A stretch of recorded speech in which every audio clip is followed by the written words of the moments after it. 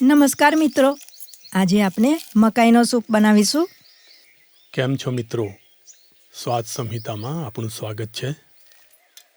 મિત્રો, જો આપને અમારી વિડીયો જોઈને એમ લાગતું હોય કે સારી વાનગીઓ સાથે તંદુરસ્તી માટેની ટિપ્સ મળે છે, જીવન ઉપયોગી સંદેશ મળે છે, પશુ પંખી તથા પર્યાવરણ વિશે જાગૃતતાનું જ્ઞાન મળે છે, નેચરના એમ્બિયન્ટ સાઉન્ડ સાથે મનને રિલેક્સ કરી દે તેવું સંગીત પીરસે છે, કુદરતી સૌંદર્યથી ભરપૂર સિનેમેટોગ્રાફીથી આપણું મનોરંજન તથા આત્મરંજન કરે છે, તો એવી અમારી ચેનલને શેર કરીને પ્રમોટ કરશો.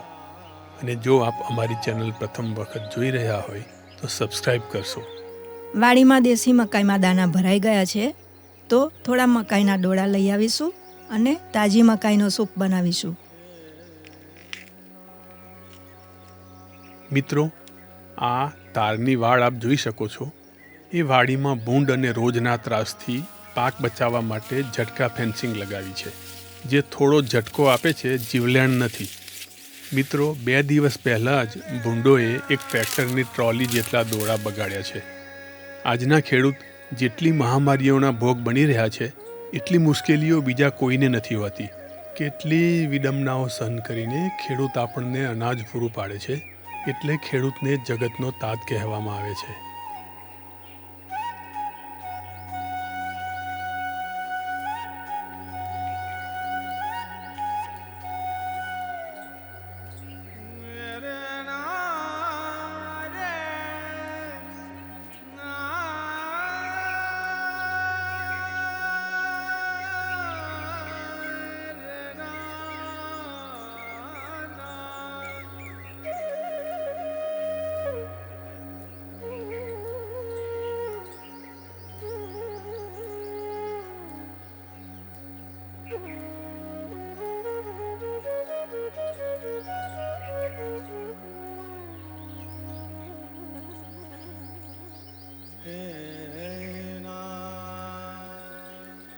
આ કુદરતની સર્જનાત્મકતા વિશે કેવી રીતે વખાણ કરવા? આ જ જગ્યાએ, આ જ સમયે અમે કેટલાય વિડીયો બનાવ્યા છે, પરંતુ દરેક સવારનું રૂપ એક સરખું નથી હોતું. આપ અમારા આ જગ્યાના વિડીયો જોઈને એ વિભિન્નતાનો અનુભવ કરી શકશો. સૃષ્ટિનો એ નિયમ છે, દરરોજ પરિવર્તન થતું જ રહે છે.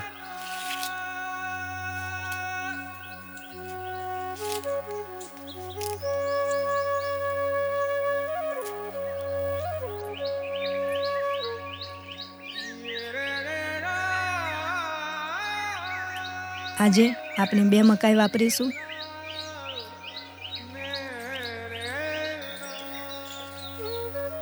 ચૂલો સળગાવીને 2 ગ્લાસ જેટલું પાણી ગરમ કરવા મૂકી દઈશું.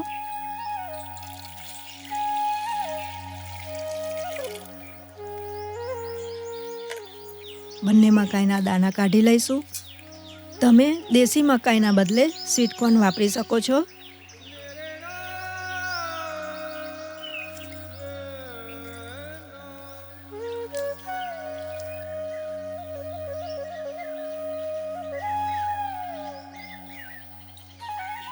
પાણી ગરમ થાય એટલે 1 કપ મકાઈના દાણા ઉમેરીશું. 5 મિનિટ બફાવા દઈશું. દાદાજી ઘણીવાર કહેતા કે સૌથી કિંમતી ફૂલ એ કપાસનું ફૂલ છે.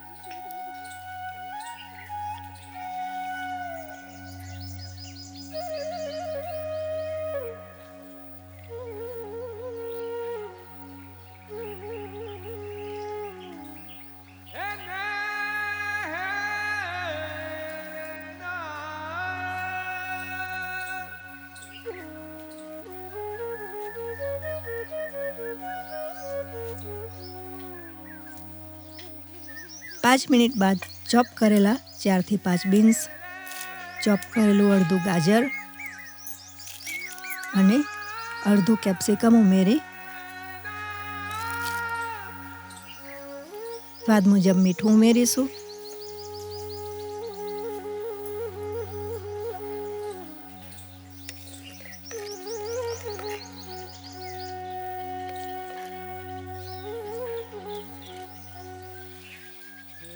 અડધો કપ પીસેલી મકાઈ ઉમેરીશું.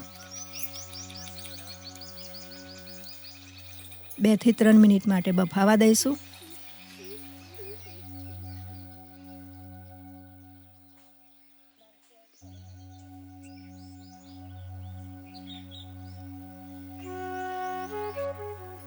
થોડું ઉકળે ત્યારે આ રીતે ફીણ આવશે એ કાઢી લેવું.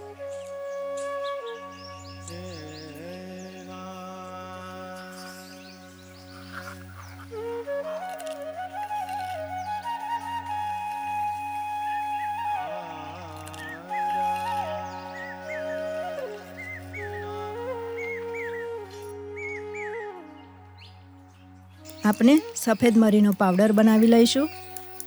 તમારી પાસે સફેદ મરી ના હોય તો કાળા મરીનો પાવડર પણ ચાલે. થોડું આદું છીણીને ઉમેરીશું. અડધી ચમચી મરી પાવડર ઉમેરીશું. 2 ચમચી ખાંડ ઓપ્શનલ છે. 1 ચમચી સંચર પાવડર ઉમેરીશું. 1 ચમચી આરાનો લોટ ઠંડા પાણીમાં મિક્સ કરીને ઉમેરીશું. આરાનો લોટ ના હોય તો મકાઈનો લોટ પણ વાપરી શકો છો.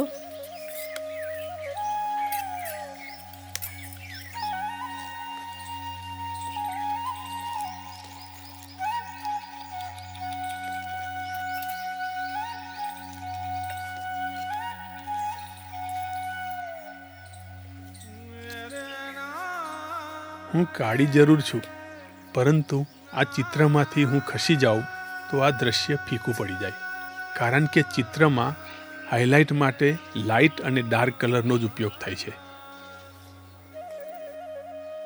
સૂપ તૈયાર થઈ જાય એટલે નીચે ઉતારીને 2 ચમચી એપલ વિનેગર ઉમેરીશું.